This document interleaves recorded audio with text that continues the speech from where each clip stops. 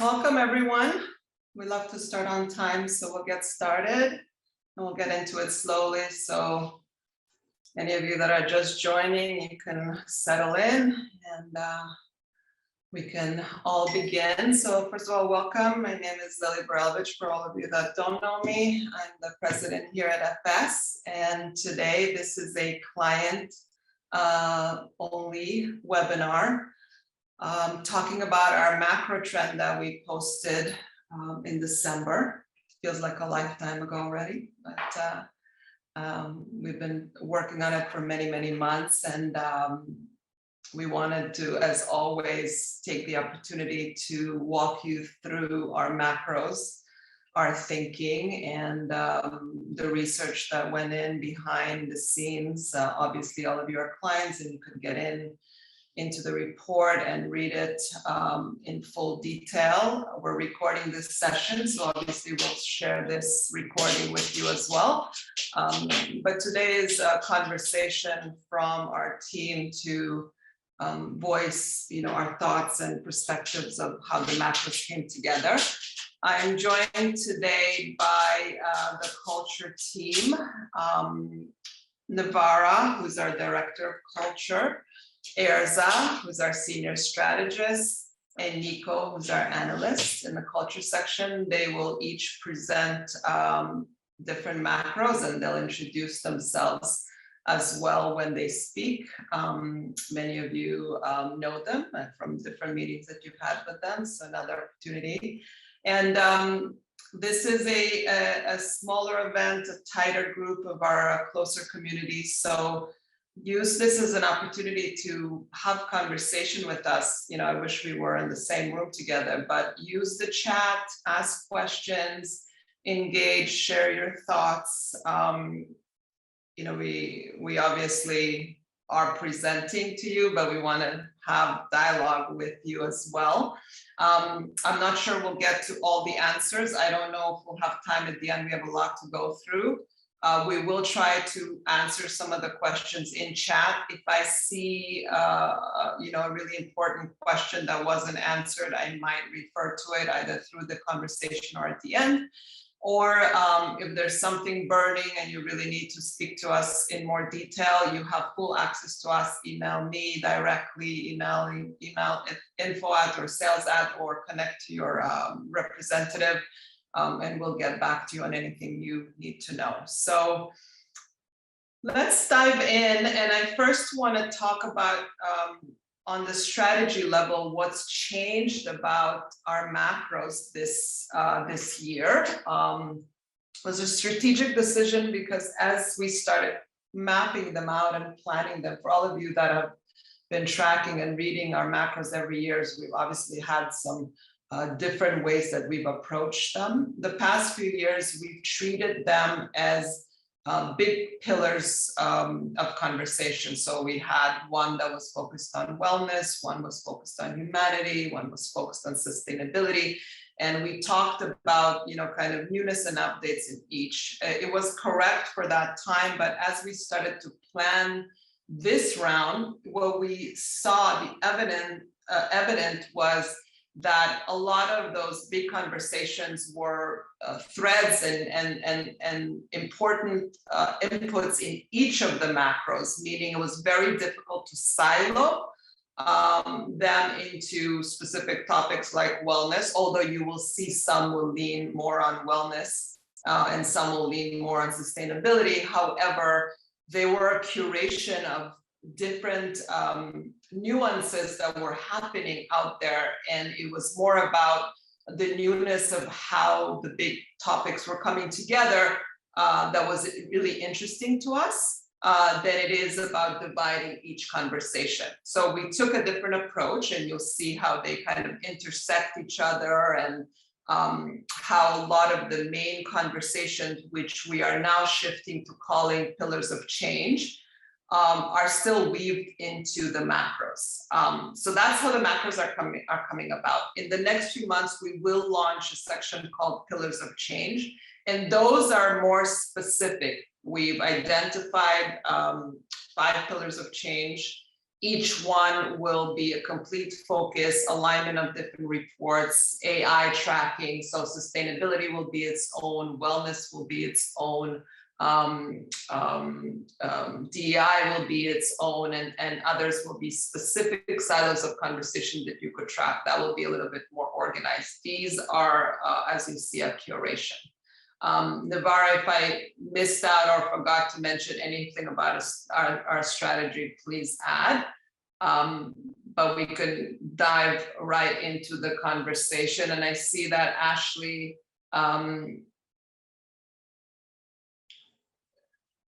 if you were chatting us, make sure that you switch on the bottom of that tab where it says to make it to everyone. And then you could chat to everybody there. Okay, so let's begin with our first one. So the first one is soft focus, and I love that we're starting with this one because as much as we like to talk about future macro trends, this year we're actually incorporating this one into our strategy. So we'll talk more about soft focus, and Navara will dive deep into it. But for us, as we started to map out the year and our vision, we were very excited about what we are calling running a 2022 experiment. And in our experiment for the next year, what we're trying to hit is significant growth at the same time as we are really focusing on being softer and kinder to ourselves and one another. The challenge in this conversation, and I think a very exciting challenge, is how do you ride both realities? How do you be productive? How do you perform? How do you accomplish growth? How do you, make profit, but not at the cost of our well-being? How do we focus on our well-being? How do we focus on our humanity? How do we focus on what's important to us at the same time, simultaneously, not sacrificing one or the other? And we felt that it was important to our company as a culture to really stay true to taking care of ourselves and one another, as well as demonstrate on this macro conversation that we think is going to be really important. I think it's evident that we have ridden ourselves to the fullest capacity. I don't think as humanity we could possibly try to accomplish more. And I think the goal going forward is how do we accomplish, but not at the cost of pushing ourselves to burnout or exhaustion or sacrifice, but really truly honor who we are as humans and create for there. So we'll talk a lot about softer skills, a really strong focus on well-being in here, a rethinking. I think the big challenge for many companies will be talent, keeping talent, because I think people are less tolerant. They don't want to sacrifice their personal life. And this whole idea of work-life balance is completely reshuffled. So how do we experiment with a softer outlook on everything and still be really powerful in what we do? And I'll pass it to Navara to dive us into it. And I might, Navara, interrupt as we go through, so you know how much I love this conversation. Yeah, thanks, Lily. Let's take a look at the evolution map for this macro trend. I think speaking to, or kind of to elaborate on what you were talking about, Lily, I think with like soft focus, we knew, the components that we wanted to talk about with this macro, but we couldn't quite find the right title for it. And then you came to me one day and you were like, soft focus. And I think that was a real aha moment and kind of set a direction for this trend. We knew that we wanted to continue this humanities conversation, going back all the way to emotional capacity up to in 2023 rehumanize. And with these, you're probably familiar with some of these evolution maps that we include in all of our macro reports. That kind of just shows the progression of the macros year after year. So, while we're living through this period of huge change right now, the nature of macro shifts is that they're often a work in progress. So we like to sort of chart that progress through this kind of visual cue. So just to dive into the actual soft focus trend, so much of the future in talking about the future is tied to technology. Technology's provided sort of a marker for us to measure progress. And, while technology is definitely important and it's something that all of the macros are going to touch on, it's almost also had kind of a flattening effect. If you think about, you can access any information you want now. You can access any data that you want. You can almost design things by an algorithm. So all things being equal, the thing that really separates us now as individuals and as brands are those softer human qualities like creativity and emotions and instinct. And those are the qualities that are going to keep businesses relevant and stand out going forward. So with this macro, in bringing a softer focus to everything we do, from the creative process all the way down to business, through this soft focus, we can let go of some of those rules and limitations, that we've set for ourselves and make room for change, and also spot opportunities of innovation kind of in the margins. And to Lily's point, we look at how soft skills are becoming more valued and important in and out of work. And as we tend to these more human aspects, we pay particular attention to mental and emotional health, as you can see with some of the micro trends that come with this macro laid out below. On the work level, we also rethink our goals and products, consider that more humane and purpose-driven aspect. So with this webinar, we're going to touch on just a few of the micro trends that you see below here, but I encourage you to, give all of these a good read to get the fuller picture. So diving into the first micro, embracing uncertainty. In terms of soft skills, one of the most essential skills that we foresee is this ability to embrace uncertainty, especially as things grow more and more unstable and unpredictable. Even when you zoom into different fields, the ability to be comfortable in the unknown, the ability to kind of embrace, the mystery and letting go of any kind of semblance of control is really where we're headed. In education, you see concepts like unlearning and unconscious bias becoming standard in classrooms. So rather than trying to find the right answers, the focus is really shifted to the process and asking the right questions. This kind of exploratory and open-ended process can be really valuable to design or any kind of creative undertaking, especially now.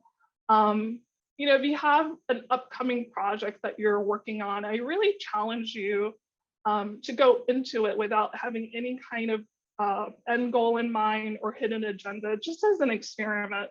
I can use myself as an example of this. I used to do color in my previous life. And, when the pandemic happened, without having those touch points like trade shows to go to or, runway to look at or, retail visits, me and my colleagues are like, what do we do now? We had a collection coming up. And, for me, design became a very personal journey.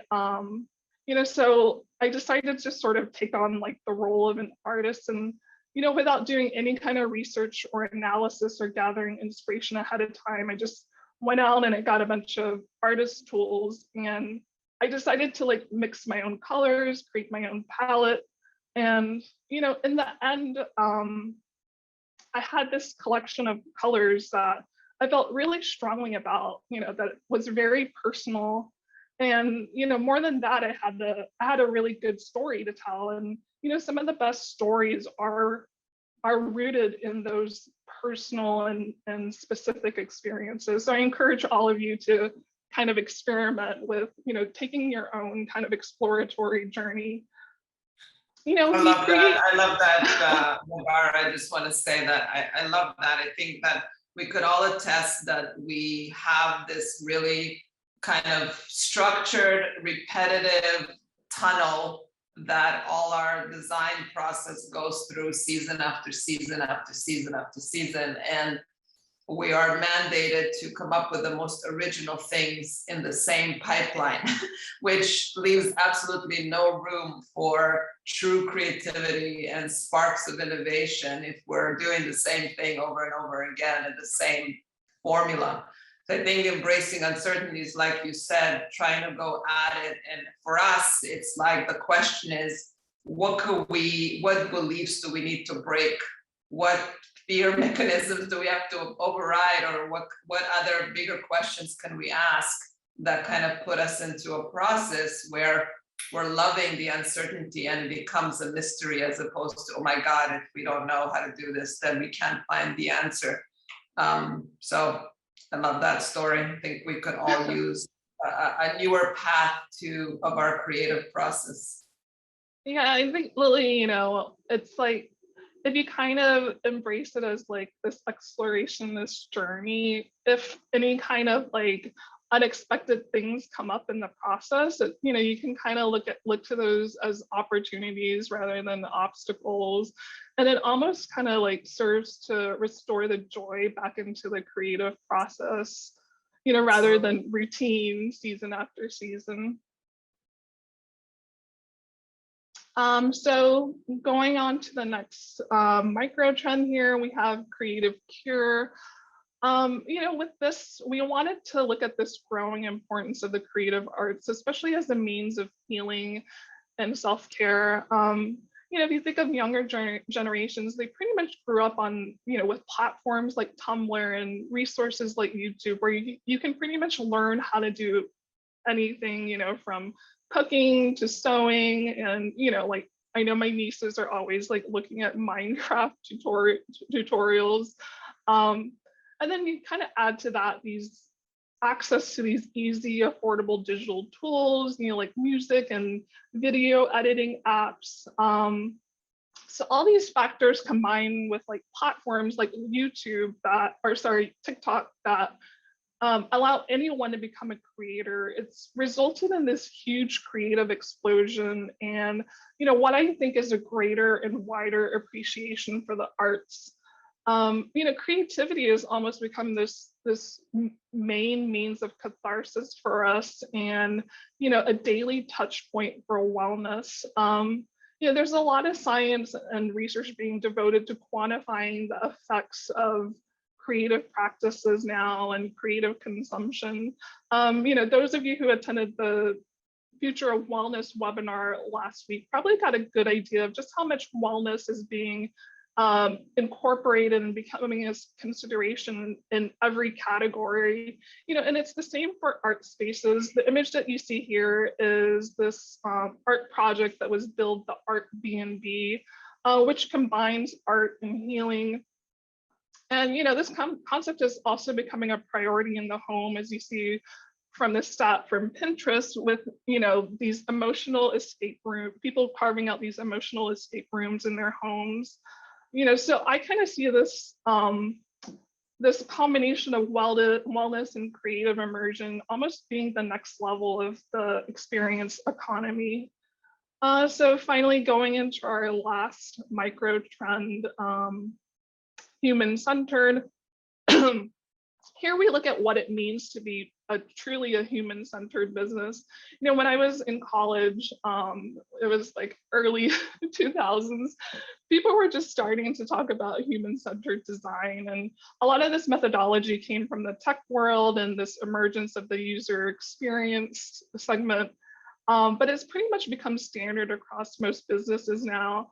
And the problem with human-centered frameworks is, in the traditional sense, is that they've prioritized the customer and often at the expense of like the actual human labor behind it, right?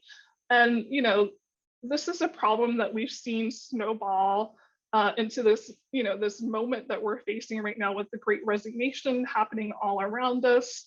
The pandemic had to accelerate so many different business shifts, and those shifts demanded a lot from employees, especially as people also had to deal with things like taking care of their kids, being alone and isolated, and also, just not to mention having this threat of COVID just looming all around us. And that's a huge reason why, there's been a collective reassessment of priorities and what it means to be successful. Continuous growth has always driven business, and as you can see from this stat, it's to the point where the growth of profits has far outpaced the growth of worker wages. But it kind of goes beyond worker wages, and also is about the mental health of employees as well. So rather than focusing on profit as the key metric, as Lily said, can we make room for, these softer metrics like employee satisfaction or employee health?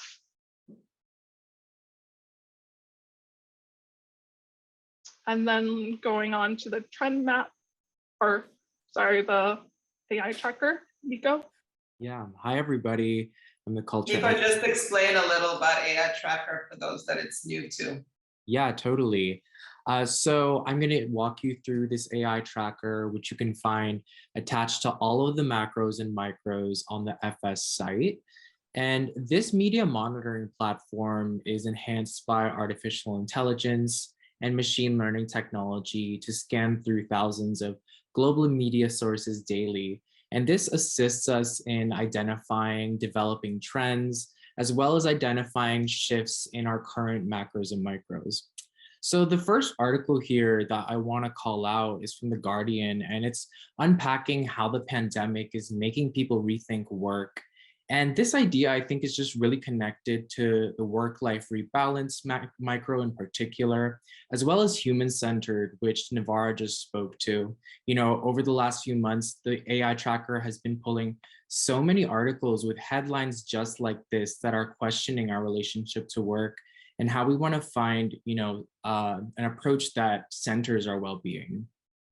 And the other article that I wanted to call out here is just to the right, and it's called Ancient Wisdom for the Stressors in Modern Life. And this this article is pulled from the Psychology Today platform. And we've been seeing so much about the return of ancient philosophies being applied to modern lifestyle, and particularly Stoic ethics really relates to the embracing uncertainty conversation here in Soft Focus. Thanks, Nico. There's so much to say. I think we could probably do an hour of just Soft Focus. Yeah. Because it's a rethinking of the entire system that needs to happen. Honestly, it's if we talk about hacking and rethinking boundaries and ethics and inclusivity, all of those conversations are coming from less tolerance in that space, and in the space of humans and people who are part of each company. The tolerance level for people are becoming less and less, where they're willing to give themselves over to companies at a cost that is costing them their well-being. And I think it's going to take a rethinking and rehacking on all levels. And I think if you're a manager, if you're running your own business, prioritizing the people who make up the family that you are a part of every day is probably the most important thing to consider. I know we're all in the surviving mode of business and not having the right resources and not having enough material and all of the limitations, but we do have our amazing people who work with us every day, and I think that needs to prioritize So not to preach too long on it, because I am really passionate on this topic. I think this, just to extend for all of you that are using our site, dive into the soft focus more, and then the soft focus conversation connects to our poetic cultural sentiment, which is an incredibly beautiful story that really talks about the importance of storytelling and softening the focus there, and in just enjoying every moment, and embellishing on the simple things of life. So take a look on how that connects, and of course it connects to our sentiment, our design aesthetic, and our incredibly beautiful stormy sky blue color for our sentiment color. So that was number one, and I could tell already that we're gonna go over time. So I just want to tell all of you that are, again, being pushed against the clock, and you need to go exactly in an hour. Don't worry, this is recorded and we're gonna share this with you, but I definitely don't want to rush our team where we start to speak too fast and miss out on all the things we want to share with you. So team, slow down. We go over time, and anyone that needs to go, will share the recording with you. Earthkind was our second macro. And this is definitely our sustainability conversation, but we wanted to have a softer take even on sustainability. We wanted the conversation to be more about how you line up with nature, as opposed to rethinking it in the cost of being more sustainable. How do you think about the ecosystem? How do you have it be more in synergy with life? I think we're all very clear about the importance of being in nature as a healing modality, which will continue. And there's been such incredible strides. I mean, sustainability has come such a long way. And the question for us is, what's new, what's now? How do we evolve from here? And I think it is a softer look at it, where not at the cost of being sustainable do we overlook something that is more in synergy with how Earth and nature is already flowing or happening. So I'll hand it over to Erza to expand on that topic. Hi, Lily. Thank you. I'm Erza, Senior Strategist of Culture. So I've been at FS for several years, and I can honestly say these are my favorite macros. I feel like a lot of more intention went into them when we released the structure of how we normally set them. So it just goes to show that, changing the rules of structure really does spark more creativity and gives the team a lot more freedom. So to piggyback off of what Lily said, Earthkind is rooted in sustainability, but it has evolved to include wellness and humanity. It does have a bit of a soft focus. Sustainability has been a topic that has seen incredible shifts over the last several years. At its niche, you could really pinpoint the brands that were trailblazers like Stella McCartney, but now it's a mandatory pursuit for brands throughout every industry to pursue. We've had macros track a pursuit to a green lifestyle, to really rerouting ourselves back to our ancestral environments, to now this like deep synchronization with the earth that is quite inseparable from nature. So on the next slide, we'll talk about the macro as a whole. We view environmental stewardship not as a burden, but as an opportunity for next level creativity, business resilience, and healthier lives for all. We studied the Gaia theory, which really views the planet as a web of interconnected ecosystems, from nature to humans to technology. And with that understanding, we start to see nature's ability to really adapt and thrive reflected directly back into ourselves.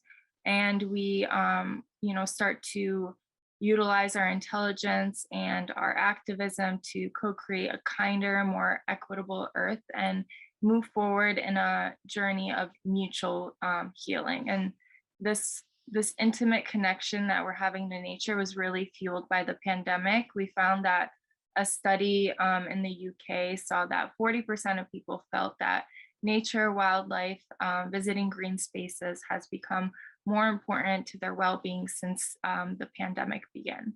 And I'll be taking you through 3 of our micros in greater details, but just to briefly talk about the other 3 is net positive ecosystems, which is a net positive approach that really considers every step in interaction of the product cycle from seed to landfill. Climate adaptation goes over new innovations and materials that will adapt to our unpredictable climates. And equal equity ensures that all cultures and societal classes have equitable access to nature. So symbiotic sustainability takes us through the rhythms and cycles of nature. We really marvel at its remarkable capacity to self-repair and adapt to changing conditions, even if they were man-made. When one system goes off kilter, other systems naturally work to repair and regulate it. Here we look at personal efforts, small and large, and through this softened approach, we can begin to demystify sustainability and really view it as a daily responsibility that sits within our grasp. We can examine how we might use less throughout the entire product cycle. We can incorporate climavore diets and really consider the season and the region of our food choices, which will, reduce individual CO2 emissions. And this micro was really inspired by this book, Enlivenment, given to us by Jenna. It's a framework proposed by philosopher Andreas Weber. And he lays out a harmonious vision for Earth-man interaction that is based on symbiosis rather than competition. It's quite mind-opening, and it definitely inspired us here. And then Earth Magic, the pandemic really brought us, there's a few ideas wrapped in here, but one was that, we saw classrooms that relocated to parks because of the pandemic. We saw transient workers that escaped to the countryside. And we really started to form this intense bond with the earth, and we began to recognize it as a source of healing. And after this long period of extreme sterilization, we look to restore our microbalance and through immersion with dirt, bacteria, forage wild foods, and other raw materials. We start to embed living materials into the fabrics of our homes. And this newfound interest in mysticism really shows us the magical side of nature, from its otherworldly forms to its mysterious processes, talked a lot about in our cultural sentiments. And a study here found that people who garden every day have 6.6% higher well-being scores and 4.2% lower stress levels than those who don't garden. And our last one here is called lab cultivated. So technology has really become essential to our mutual recovery. We see it as an invaluable tool that can accelerate responsible, future-proof production practices and provide stability. We enter into an era of natural synthetics where we can cultivate batches of leather, fur, cotton, and even color dyes from cells. And we use accelerated fermentation processes. So lab-grown technologies, it really provides a viable long-term solution for textile, food, packaging, and materials, given their low environmental footprint and scalability. And some examples here is that MIT is actually testing the ability to grow a wood in a lab, which will mitigate deforestation and really revolutionize industrial design practices. And ColorFix has pioneered a dyeing process that uses bacteria to replicate the DNA that codes color for organisms. And this process claims to use 90% less water and 40% less energy than conventional dyes. Thank you. I'm going to pass it over to Nico for our AI tracker. Thanks, Erza. Yeah, like you just said, in Lab Cultivated, there's just like so much rich innovation happening in the sustainability area.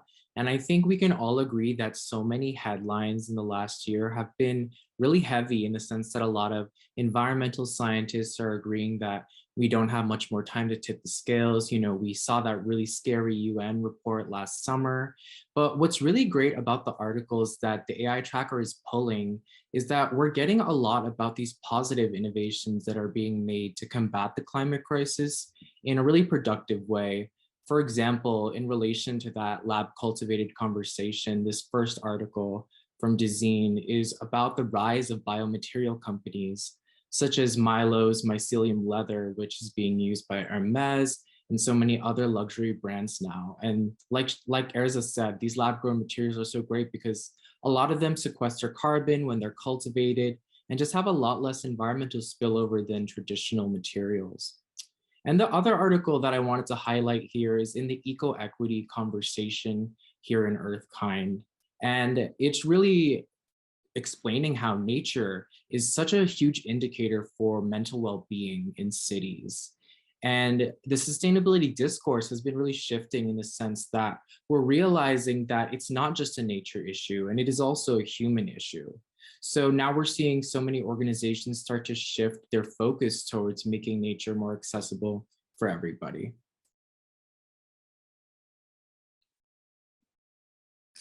Thank you, guys.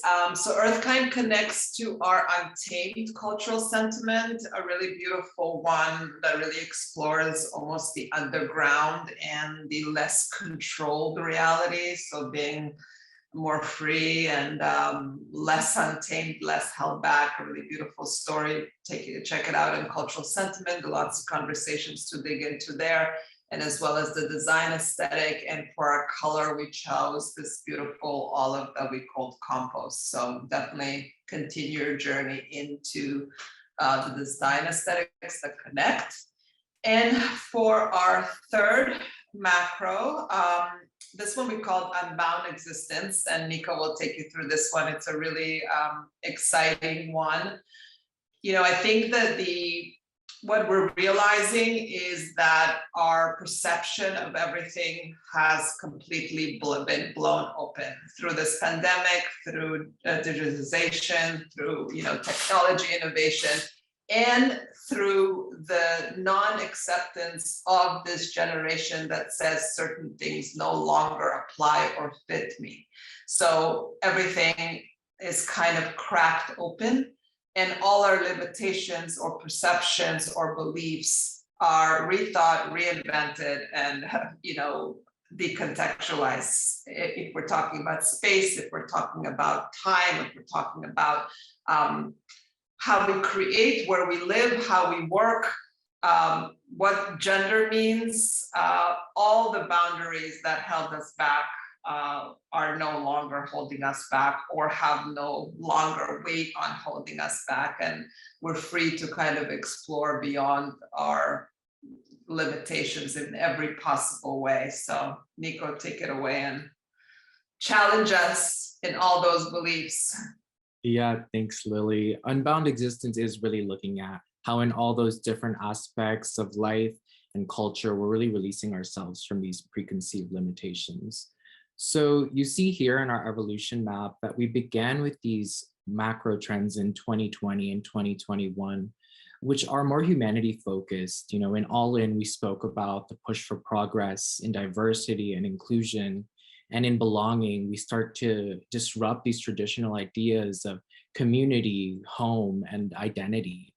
And then these last two more recent macros from 2022 and 2023 are really touching on the merging of the digital and physical into limitless realms. So you see how this all kind of comes together on our next summary slide, which really highlights the main idea here, that our traditional sense of boundaries, binaries, and borders are all collapsing in this time where we see just so much more digitization, globalization, and social progress. And with that, we start to look to reorient and stretch beyond what we once thought to be possible. And this idea is really threaded through all of the micro trends that you see right under. And today I'll be going over a few, but just to quickly scan through all of these, Metaverse Merge, delves into the advancement in technology, which has allowed for our seamless existence between digital and physical. And then in adaptive identity and decolonized design by design, we're really examining how shifts in identity formation are challenging our fixed notions of categorization and also resisting old and antiquated narratives, especially in decolonized by design. And I'm also going to be speaking to flex stability today, which defines this new work-life balance that we've created and how that's reconfiguring our physical environments and our lifestyles. And I won't be deep diving into the last two, but I'll quickly touch on them. Hacking Upward Mobility is all about how our new digital platforms are offering us new avenues to democratize wealth, careers, and gaining new skills. And lastly, Extraterrestrial Expansion is really looking at how our eyes are looking to the cosmos once again with all these new space innovations. So our first micro here, Metaverse Merge, we see Metaverse popping up everywhere. Of course, Facebook has officially changed their name to Meta, reflecting on their new focus on spearheading the development of this. And we've seen so many other companies jumping in on the Metaverse. But what does this really mean? I think so many people have so many questions about what the Metaverse really means, right? Well, while the current internet has mainly operated in a 2D space on our 2D screens, a 3D metaverse would have the potential to essentially collapse barriers to more immersive digital communication. So in the highly digitized daily environments of the future, we may no longer be bound to the physical realm, and we might float between layers of course, physical reality, but also augmented reality and virtual reality. So in this micro trend, which you can really see more in depth online on our site, we lay out a lot of those key concepts, such as mirror worlds, which are these digital versions of our real life spaces that are very hyper realistic, or digital twins, which are similar in the sense that they are kind of digital copies of our real life items, and how NFTs might be used in the future beyond, the digital art that we're seeing that them being used for today. And we may see them in the future being used to authenticate our physical goods. So in all of those things, you still see the physical present. And that's why I think that, while there's a lot of speculation about what the metaverse is going to look like and how this is going to manifest in the next few years, it's important to remember that one of the most valuable things that these digital solutions can offer us is that they can enhance our physical lives and not necessarily just replace them in any way. And our next micro trend here, adaptive identity, is zooming in on how identity is evolving as people increasingly reject standardization in favor of a more fluid approach to self-definition. So you're probably thinking, yes, we know that more people are identifying as gender fluid or identifying with a more open-ended approach to sexuality, but this is really answering the question of how our outward and visual expressions are evolving in this digital age. So the main idea here is that as our digital profiles become more essential forms of our self-expression, the rigid personal brands that we once held on to on our social media platforms are being replaced by these adaptive identities that actually change and shapeshift over time. And this is especially important as 1 in 3 Gen Z individuals actually view their digital identity as a more authentic representation of themselves. So rather than having these fixed archetypes like the hipster and the emo from the early 2000s, these take on a more variant nature, and we see a plethora of aesthetic trends and niche digital tribes that really serve as a form of escapism for the new generation and also offer endless choices to curate new expressions. And the last micro in Unbound Existence that I'll speak to today is flexibility. And flexibility is really a result of this rapid growth of remote work. By 2025, remote work is expected to reach over 87% of the pre-pandemic levels. And this has really untethered millions of us from our centralized locations and has merged our daily activities that were previously siloed.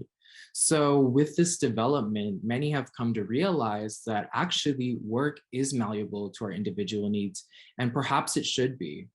So there are several things that are affected by this. We're going to see urban centers begin to evolve to accommodate this hybrid work on the go living lifestyle. And as remote workers spread out to different suburbs and second tier cities, we're seeing things like the growth of micromobility, which offers people low impact transportation in these new self-sustaining communities. And we see local businesses that are doubling as co-working spaces in the daytime and serving as these crucial third spaces for their local communities. So whereas before our jobs, largely dictated our lifestyles, people are now able to strike a more personalized balance between work, travel, leisure, and of course their home life.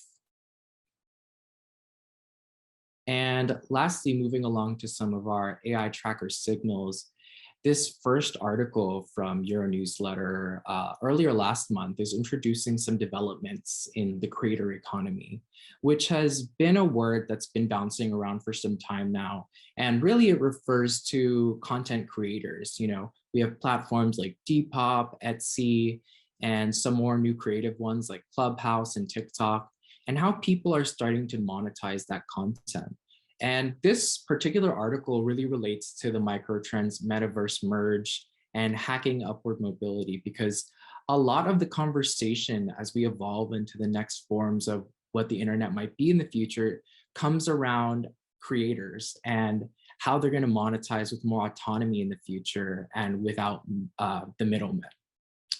I also really love this article here from the CR Fashion Book, which is really unpacking Gen Z's kind of interest in this revolving door of aesthetics and picking up and dropping new styles constantly. And I think that just perfectly summarizes the idea behind adaptive identity, which we spoke to a little bit earlier. Thanks, Nico. So Unbound Existence connects to our paradox cultural sentiment, as well as our design aesthetic and our color lucite.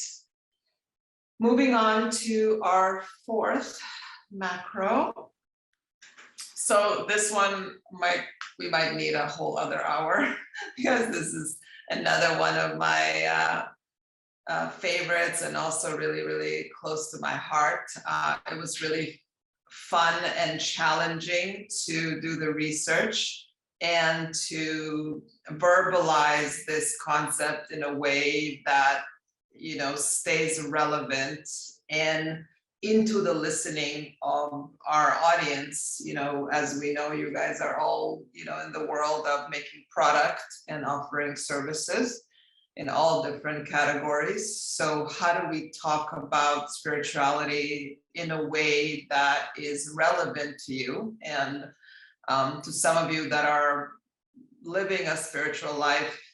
Maybe all of it will make sense, but for some of you that some of these concepts are new, how do we land a metaphysical conversation into physical form was a really interesting challenge.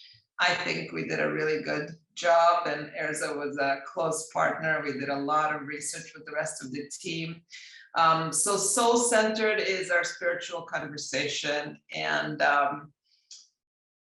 although I've been on a spiritual path for over 20 years, some of these topics that we are now talking about in the masses, were discussed in small groups behind closed doors, and the concepts were weird and nobody really wanted to talk about it or really even dive into understanding it. And And now spirituality is a mass conversation, and I'm grateful that it's a topic of interest for more and more people. And as it becomes a topic of interest for more and more people, it becomes accessible to more and more people, and people will start diving deeper and deeper into understanding who they are and why they're here and what is the meaning of this whole universe, and just the such incredibly rich questions and concepts. And yes, this I heard Hago say this in our wellness webinar, and I couldn't agree more. The spirituality conversation is really where sustainability was many years ago. We are at the peak of making it mainstream, and the access to it is, just widespread because of the pandemic and because of a digital reality that we could enjoy teachers and speakers from anywhere in the world that we had to, in the past, travel many hours to either India or some remote place in Bali. We now have access to them over the web. A lot of them are becoming more digitalized, and a lot of these conversations are becoming easier to digest. So products, we're living a modern ritual life. People are getting into more and more rituals. All that comes with accessories and objects that they need. But even just education and conversation, and just seeing so many incredible brands encompass this idea and weave spiritual teaching and concepts and exposure to content and teachers through the product they sell, whether they sell jewelry or objects for the home, really weaving this into your marketing, your teaching, your conversation, as well as your team and what's important to them. This is the doorway into our wellness, our healing, and where humanity is going next. So before I completely take over the meeting, Erza, dive into this topic, which I know is as important to you as well. Yes, thank you, Lily. I really did enjoy working with you on this one. And we do appreciate here how you're always willing to push the boundaries, even as taboo as it may seem. We always get really great inspiration out of it. So we've really weaved spirituality into our reports and trends for years. But with Soul Centered, we're really ready to bring it to light as a whole.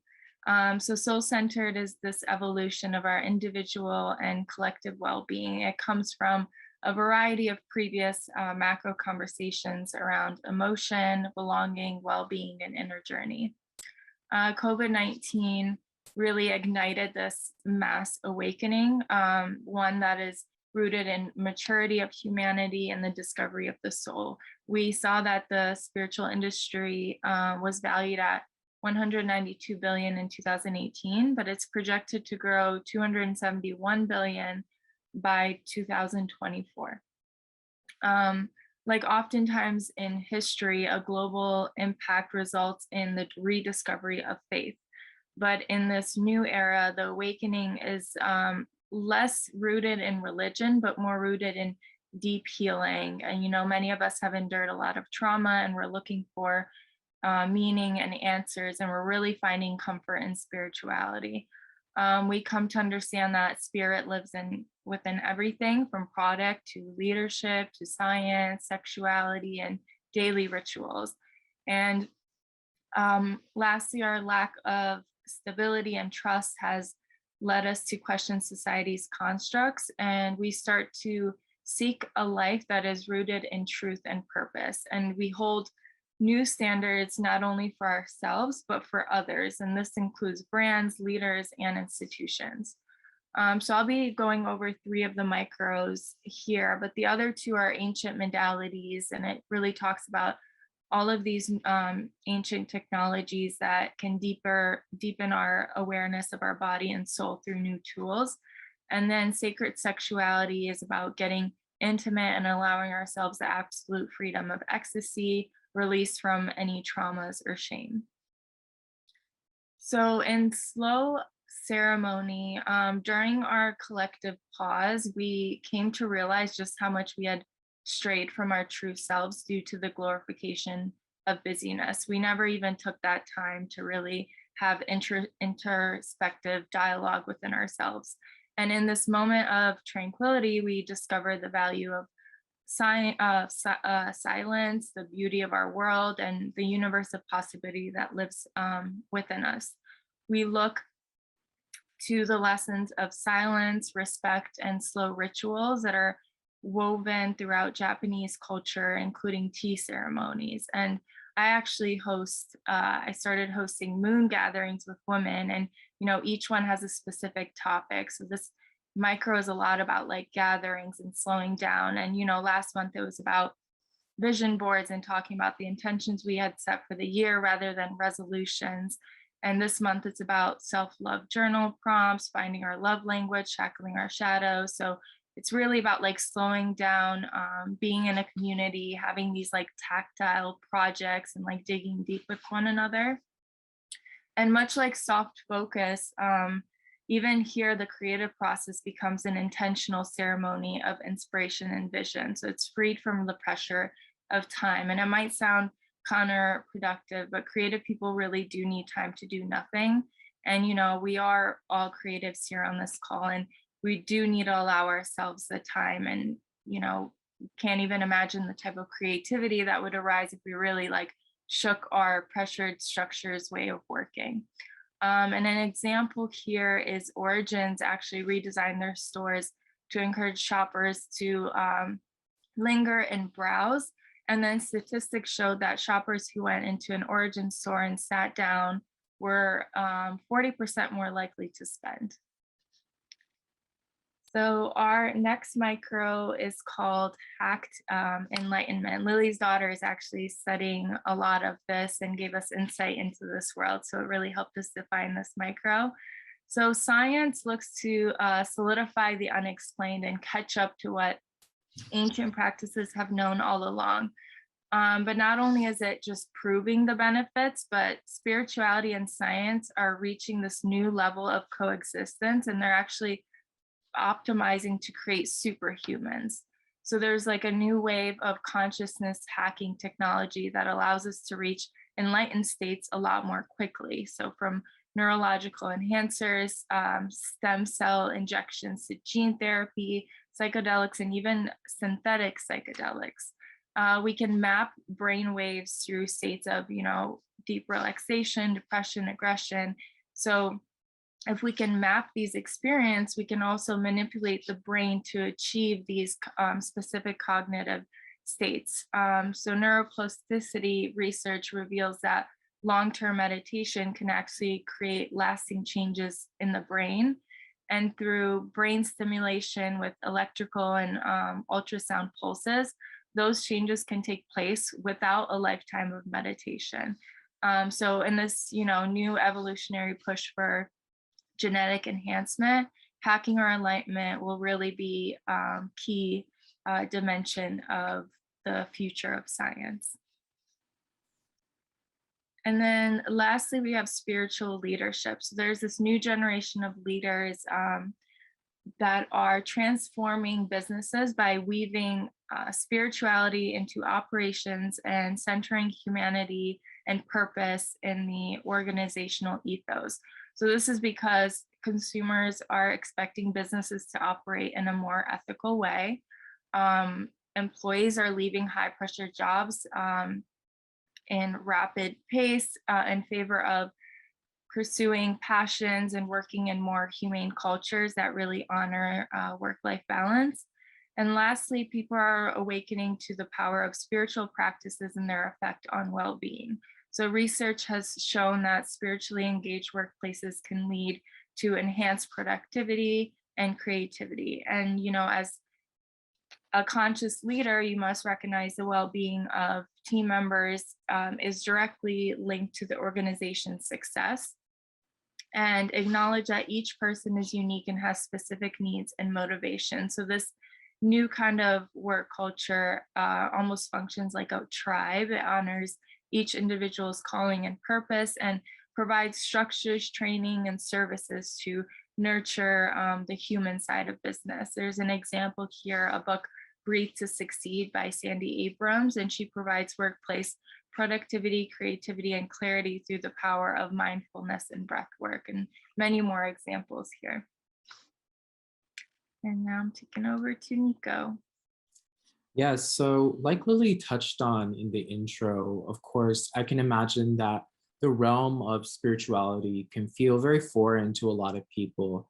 But I think checking out some of these articles from the AI tracker can really bring a lot of clarity to questions you might have, or just show you how some of these micro trends are playing out in culture already. So this first article is actually a great piece from Vox that really connects to the hacked enlightenment micro, and it introduces this growing market of spirit tech, they called it. And that mostly includes these apps that are giving people tools to enhance their spiritual lives and achieve mindful spiritual healing. And it's really interesting because while Gen Z is not as interested in organized religion or institutions, they are really interested in spiritual healing and the metaphysical realm. So a lot of these kind of hacked enlightenment tools are meeting Gen Z where they are. And the other piece that I wanted to call out here that we pulled from New Atlas relates to this boom in psychedelic research that connects to the ancient modalities conversation and even hacked enlightenment. And it points towards these healing powers of these substances like psilocybin, which give users a kind of mystical experience. And psychedelics are really increasingly accepted by the medical field and by science as a viable treatment for mental illnesses and mental health, but also on a more spiritual level. So whereas a lot of these substances that healers and shamans and other cultures have been using for millennia used to be criminalized and stigmatized, we're seeing a sort of renaissance, honestly, in their use and acceptance among the general public. Thank you, Nico and Erza. And just to connect the dots from Soul Center, check out our Mystic Cultural Sentiment, really beautiful story, as well as our Nocturnal Sentiment color. And moving into our last macro, and as I said, bear with us, it should be another, I would say, 10, 15 minutes or so. We'll dive into the fifth macro trend that we called collective resilience. And this one came out of really understanding that the big challenges we face are going to be much easier to deal with if we come together to resolve those issues. How do we join forces? How do we become tighter communities? How do we lean on each other for resources and sharing of material? In every possible way, really seeing instead of competition, camaraderie. This has been a long-term conversation for us. How do we treat the ecosystem of every person that is part of the organization or part of the process that works on our product? And truly, how do we operate as a wider we is the conversation here, and I'll hand it over to Navara. Great, thank you, Lily. So going into the evolution map, so looking at some of the precursors to collective resilience, many of these, like course correct, deal with re-examining and correcting things on a systemic level. So while course correct dealt with more social issues, collective resilience continues to explore a lot of those social issues, but through a business lens.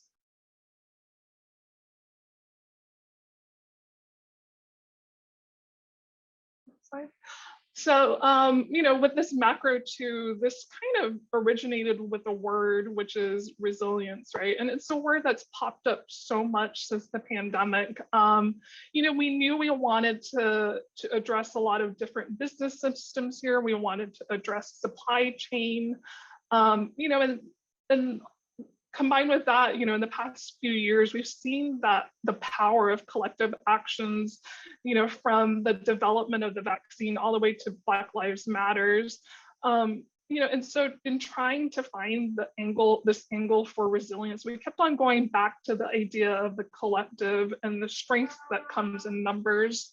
The supply chain and the labor issues that we've been going through have shown us firsthand, how limited resources are. We can't just expect to get anything, anytime, anywhere anymore. At the same time, we're dealing with all these compounding issues, from supply chain to, climate change and waste and all these other environmental issues. So all of these factors kind of give rise to this need for us to band together and then engage, more meaningfully with each other and with our competitors, and as well as with our customers. So going into one of the micros here,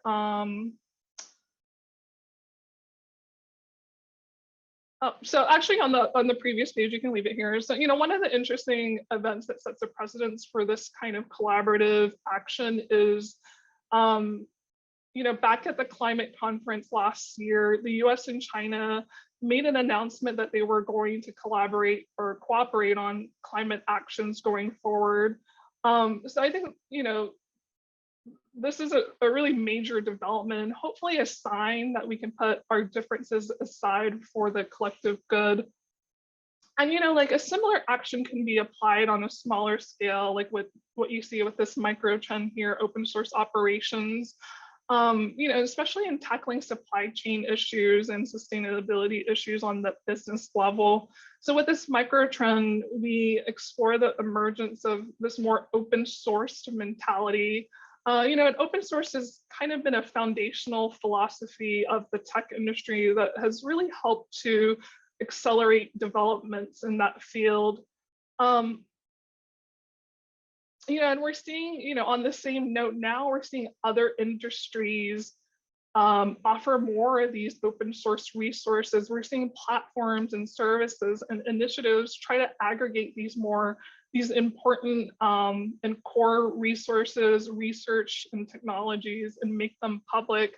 This way, rather than every company having to repeat the same processes, they can start to build on them. We're also seeing interesting partnerships among competitors that optimize their different areas of expertise. I think especially for mid-sized and smaller companies, vertical integration is a pretty risky strategy. So we're seeing a lot of companies start to divest from all of those various tiers of a vertically integrated company. So one solution is that, we're starting to see the mechanisms of the shared economy, like the Ubers or the Airbnbs of the world for consumers. We're seeing a lot of those mechanisms sort of move their way into the business to business realm. And these platforms are allowing businesses to find inventories, manufacturing capabilities, warehouse space. So in this way, these platforms can optimize resources and hopefully lower costs, especially for smaller businesses that are really struggling right now. When I think back to before the pandemic, you'd have to fly to China just to have a conversation with someone or tour a factory, and then you'd have dinner, and then, that would be it. And then you would do this seasonally. And I think with the emergence of these platforms that allow, this easy communication, transparent pricing, transparent availability, the ability to also do peer reviews, something like this could really help to streamline what was once a really inefficient and resource consuming process.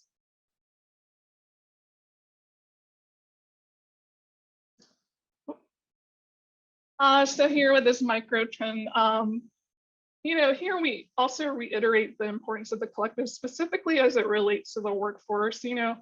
Diversity, equity, and inclusion isn't just a nice initiative for companies to have anymore. It's really become a mandate. We have a stat here that shows just how valuable gender and ethnic diversity can be to a business. But if you kind of go beyond that, thinking about biased algorithms, all of the out of touch marketing that we seem to see these days, we're constantly being reminded of all of the consequences of having a homogenous workforce. And the labor shortage that we have now is due to a lot of different factors, but it doesn't help that we've also systemically excluded so many people from jobs and so many people from fields. And the tech industry used to be a glaring example of this. But now there are a lot of tech companies that are really leading in terms of trying to figure out how to right this wrong and targeting certain communities with training that can really put them in these roles that used to be closed off from them. We're also seeing companies loosen up education requirements, especially as we come to realize, this long history of inequalities when it comes to access to education, affordability of education. I was just attending virtual CES, the Consumer Electronics Show, back in January, and in one of the panels, the founder of edX predicted that, given its current trajectory, learning will become a lifelong pursuit now. So not just like a one and done thing when you're in your 20s, but something that you're gonna continue building throughout your lifetime. And I think, the job landscape is also changing so rapidly. The required skills are also changing. So reskilling will be a constant in any profession. There was also another panel at CES where someone spoke to how HSBC, for example, they decided to do away with like the traditional resume for their entry-level positions. And before they amended that their application process, they found that they were hiring from the same few schools for their finance positions, but after they amended the process, they were really able to open up job opportunities to people from, more people from different backgrounds. I think there are a lot of lessons to be learned here, for fashion companies, especially when you consider that the reality that, skill development is going to be an ongoing process.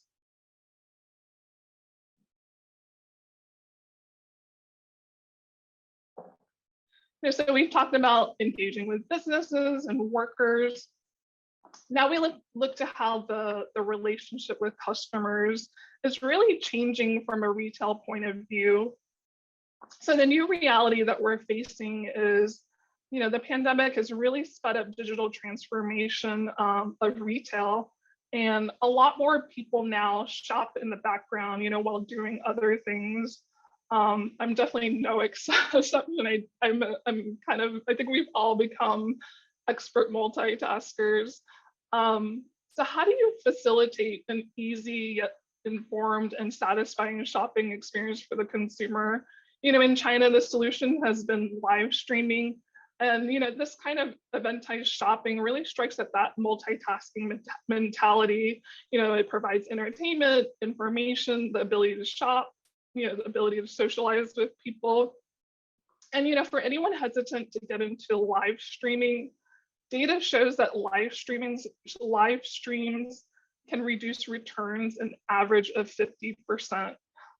This is because you can actually see the product in action. You get to ask questions like, what's that exact shade of blue? Or, does this item run small? Does it run large?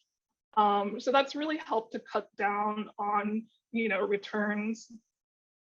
And in general, resilience depends on diversifying commerce. So not putting all of your efforts into one channel, but several of them. Turning our attention over to physical stores, we're, I think, starting to notice the importance of physical retail assert itself again. But the long-term reality is that the role of physical retail is changed and change and will be constantly changing. So whether it's a fulfillment center one day or a cafe the next, the physical stores will need to be continuously reevaluated and we'll have to kind of reinvent the reason for being. And, I think with retail, there's kind of a strength in numbers aspect here as well, where, strategic partnerships for stores are going to be really key in providing an assortment that's diverse, that's fresh, and that answers various user needs.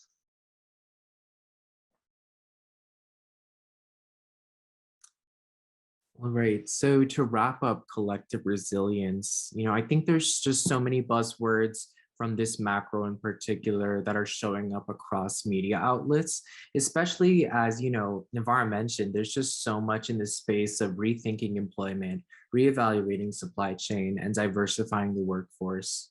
And relating directly to that work-life rebalance micro that we have here in collective resilience is this idea of the 4-day work week. And this first article here really highlights how more and more countries, including the UK, Ireland, the US, Canada, Australia, New Zealand are all trialing this new model. And data points to there being, less burnout and potentially more productivity. And the other really important article here that I want to call out on the bottom right corner digs into the growing number of cooperative gig economy companies. And as we all know, the pandemic has really highlighted worker precarity and working conditions. And this has led a lot of companies to reevaluate the terms and benefits that gig workers should receive and get. And this is just a great manifestation of cooperative change from collective resilience and goes hand in hand with growing union support and also higher participation in mutual aid projects. And that concludes collective resilience. So I'll pass it back to Lily to wrap it up here. Yes, so thank you, everyone. I'm going to pass it over to Ashley, but please do dig in. We covered the top layer of each macro. There's so much more to read. There's additional micros. Definitely dig into the cultural sentiments that connect to the macro and micros.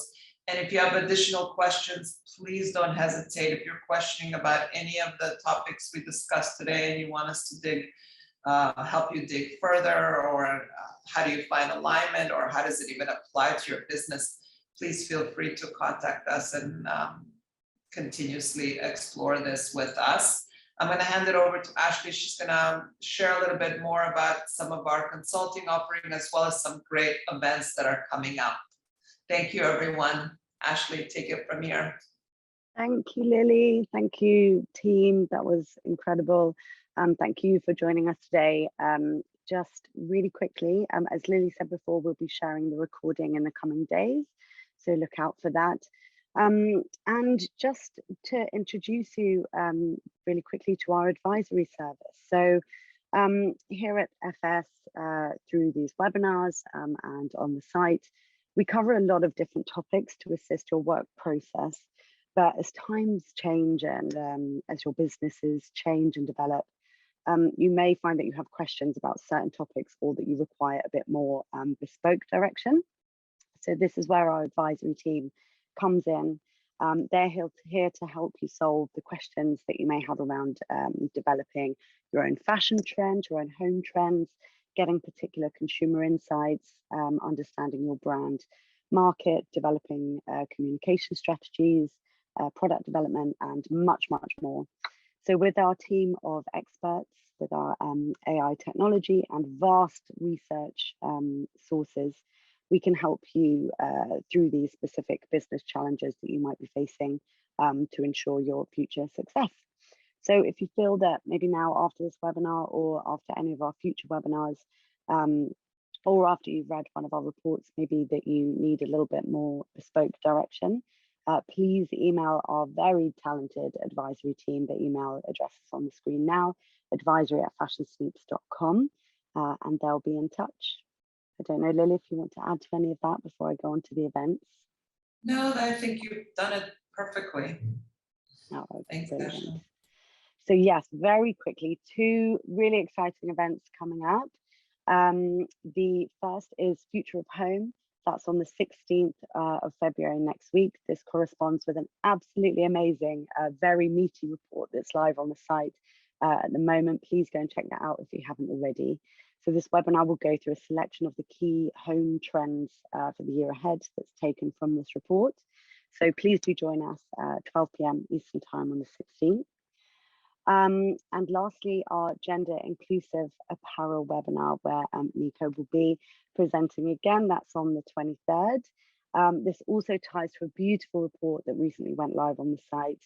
It's a great opportunity for you to explore very important shifts and innovations driving this humans wear category that we're calling it here at FS, which is gender inclusive apparel. So please do join us for that. These events are free for everybody. Register through the events section of the website. Look out for the banners and the emails. I don't think you'll be able to miss them. So yeah, that's all from me. Thank you very much. Hand it over to Lily to say goodbye. Thank you. That's it, everyone. Thank you for sticking with us over time, and thank you, team, for your amazing dedication and work and research and exploration, and dig into the reports, everyone, and we're here to support anything further that you need. Thank you for being here with us.